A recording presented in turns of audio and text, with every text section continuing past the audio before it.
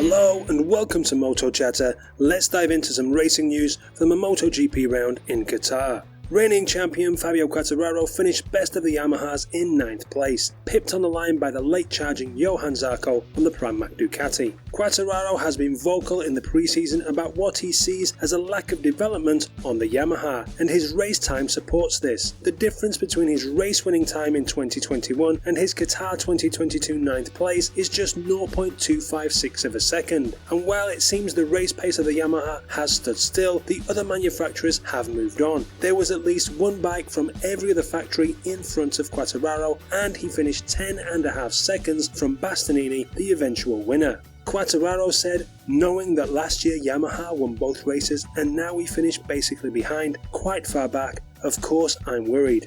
We made a 4th row start going through qualifying 1, so I would say I cannot be super confident." Quartararo's race issues in Qatar were compounded by tyre pressure problems, which is something that affected both Morbidelli and Dovizioso too, with Quartararo saying afterward that he was having the issue of high front tyre pressure from the second lap. Without these issues, he certainly could have gone better, but how much we don't know. Quartararo though is out of contract at the end of the season and may well be looking outside of the Yamaha garage for his future, having this to say about the podium finishers Ducati, KTM and Honda. They made an amazing job. I think it's predictable because they made a great job during the winter, and I think it's just the result of hard work. And of his future contract negotiations, my priority is to win. Nothing more. So my priority is to be sure to have the best bike. So of course, and for the future, it's really important, and it's the most important thing.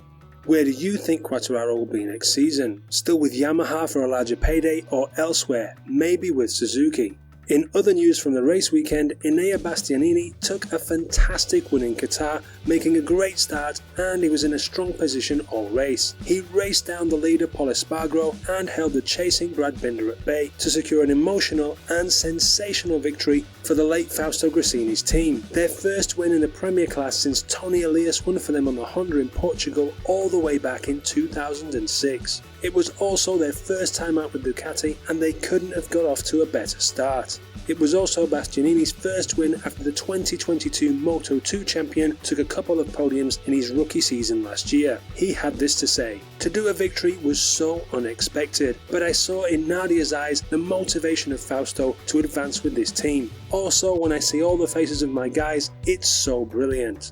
Nadia is Nadia Padovani, the late Fausto Gresini's wife and the team boss at Gresini Racing.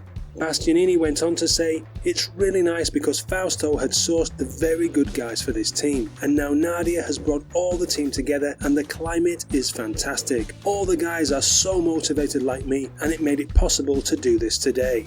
It was great to see Enea take his first win at the weekend and to see Gresini Racing back on the top step once more. The fact that independent teams can win again in MotoGP shows how competitive it is, which makes for great races and an unpredictable season ahead.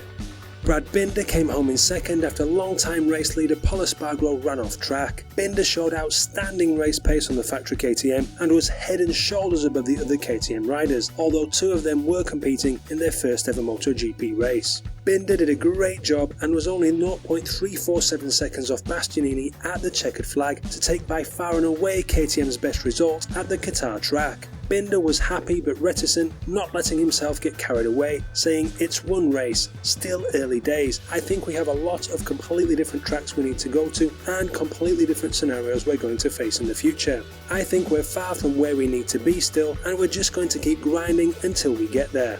Brad Binder's younger brother Darryn Binder on the R&F Yamaha caught the attention of another KTM rider, Remy Gardner, who felt his fellow rookie held him up during the race with some wayward riding, having this to say after the race: "At one point I felt capable of catching Maverick Vinales and Andrea Dovizioso, but I had Darryn Binder in front of me and I could not get past him. He is coming from the Moto3 class, so he was all over the place, coming back online without looking. He was wide. It was a disaster and I lost the group. I'm hoping to catch up with him to discuss this." After narrowly clinching the Moto2 title last year, Gardner has big ambitions in MotoGP and was happy to see the potential of the KTM getting a podium in Qatar.